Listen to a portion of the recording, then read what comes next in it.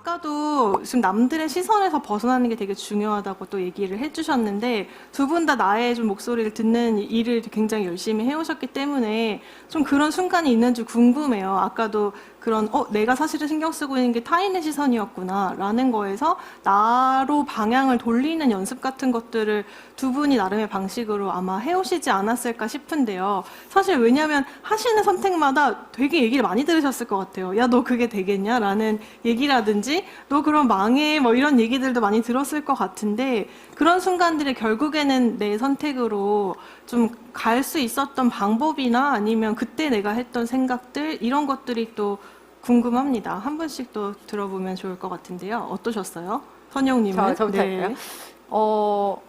저는 사람마다 성향이 좀 다른데 저는 좀 자기 고집이 좀 강한 편인 것 같아요. 그래서 기본적으로 남의 말을 잘 안 듣는 성격이에요. 사실 저희 부모님도 일찌감치 저를 포기하셨죠. 이제 제가 그렇다고 해서 부모님 말을 안 듣는 아이는 아니었지만 어쨌든 어렸을 때 옷을 하나 골라도 지금 보면 너무 촌스러워요. 부모님이 이런 걸 나에게 입혔으면 안 돼. 사진이 남아있잖아요. 그렇지만 굳이 얘가 꼭 그 빨간 꽃무늬가 있는 치마를 입겠다 했을 때 입히셨던 것 같고 그래서 어렸을 때부터 좀 고집이 있고 그런 편이었던 것 같아요. 그래서 사실 다른 사람의 말을 조금 더 들어야 될 필요가 있는 오히려 그런 성격이긴 한데 그렇지만 어쨌든 이제 뭔가 예를 들어 목금토 식탁을 이제 오픈을 할 때 경우를 생각해 보면 그때는 어쨌든 그냥 내가 빨간 꽃무늬 있는 치마를 고르는 그런 단순한 게 아니라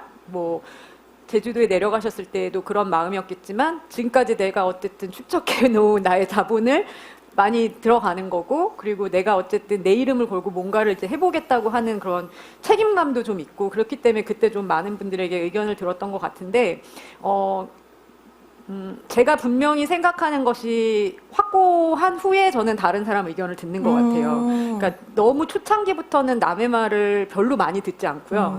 조금 스스로 최대한 생각을 많이 해보고 그리고 이제 제가 그 은행에서 일했던 게 리스크였잖아요. 되게 가장 안 좋은 시나리오를 계산하는 일이었거든요. 그때가 그 일이 저에게 좀 도움이 됐던 것도 있어요. 그래서 저는 이제 항상 되게 안 좋은 걸 먼저 생각해요. 많은 분들이 저를 되게 긍정적인 사람이라고 생각하는데 그런 긍정적인 것 뒷면에는 이미 안 좋은 것 내 머릿속에서 다 한번 시나리오 돌려본 것도 있거든요. 그래서 정말 최악의 경우 어떻게 되는가? 최악의 경우 어떻게 되는가? 정말 사람들이 날 이상하게 보지 않을까? 너 버틸 수 있어? 고민 버틸 수 있어. 그 다음 넘어가고 그렇게 자기 스스로 많은 검증을 하고 그러고 나서 다른 사람 의견을 많이 듣는 것 같고 그랬을 때도 이제 안 된다는 얘기도 목금토 식탁도 처음에 들었다고 했는데 그 들었을 때 그 중에 만약에 제가 생각하지 못한 부분이 있다면 기억을 하는 거죠. 아, 저런 부분도 있을 수 있겠구나. 기억은 하지만 이미 약간 마음은 정해졌기 때문에 그 상황이 그럼 벌어졌을 때 난 어떻게 대처해야 될까를 약간 생각하면서 그냥 계속 앞으로 나가는 편인 것 같아요. 이 다른 사람들의 시선이나 의견 때문에 어떤 본인만의 퍼포먼스에 제약이 오는 경우가 정말 많은 것 같은데 저는 사실 이제 이선영 셰프님이 월가에서 일하셨잖아요. 이런 분 옆에서 투자 얘기하기 되게 부끄럽긴 한데 저 아무것도 생각이 나지 않습니다. 제 경험을 잠깐 이야기를 드리면 그 해 2020년 코로나 터진 그 해에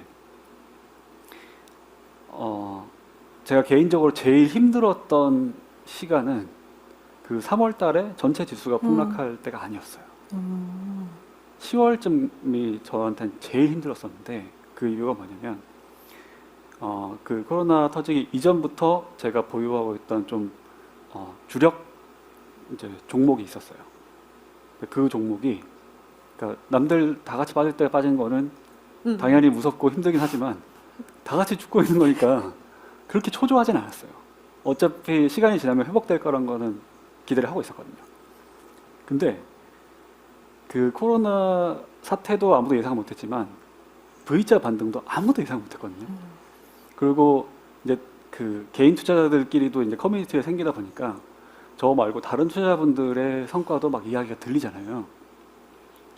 이미 한 5월, 6월쯤부터는 사람들이 그 본인의 손실이 회복된 분들도 생겼고 7, 8월쯤부터는 유례 없는 수익이 난 분들도 있었어요. 근데 제가 어떤 집중 투자를 했던 그 투자처는 10월 말까지도 제대로 된 회복을 못 하고 있었어요. 그때가 저는 제 인생에서 제일 힘들었어요. 왜냐하면 사실은 힘들 이유가 없거든요. 제 투자 시계열에서는 어차피 아이디어가 달성될 때까지는 더 먼 미래였어요. 그런데 남들이 먼저 성과를 냈다는 이야기를 들으니까 제가 갖고 있는 게 너무 초조해진 거예요. 그래서 그런 부분 때문에 사실 개인적으로 그거를 마인드 컨트롤 하는데도 많은 에너지가 들어갔고 그걸 이겨내는 것도 쉽지가 않았었는데 더 시간이 지나 보니까 진짜 이 정도면 포기할까 싶은 그 순간이 한 10월 말 정도였고 그 다음 달부터 오르더라고요. 제 것도 시차를 두고 회복이 되더라고요. 그리고 이듬해쯤에는 저도 어마어마하게 큰 수익을 올렸어요. 근데 제가 그때 그 제일 힘들었을 때 제 투자 포지션을 청산했으면 아마 저는 100배는 더 저 자신에게 자책을 하고 후회를 했을 거예요. 그러니까 이게 인생에서도 되게 비슷하게 그 적용이 되는 것 같아요. 자기가 생각하는, 자기가 그려온 시나리오나 시계열이 있잖아요. 근데 그 시계열이 다가오기 전에 다른 사람 나보다 좀 더 젊거나 이제 다른 내 동료거나 이런 사람들이 성공의 스토리를 이야기를 한다고 해서 거기에 내가 휘둘려야 할 이유는 단 하나도 없어요. 그런데 인간이다 보니까, 사회적인 동물이다 보니까 영향을 받을 수밖에 없고, 그래서 이거를 사실 소시오패스가 아닌 이상은 완전히 영향을 안 받을 수는 없는 것 같은데, 이런 것들이 실제 내 시나리오와 다르게 내 감정에 영향을 미칠 수 있다. 그것만 인지를 하셔도 더 도움이 될 것 같아요.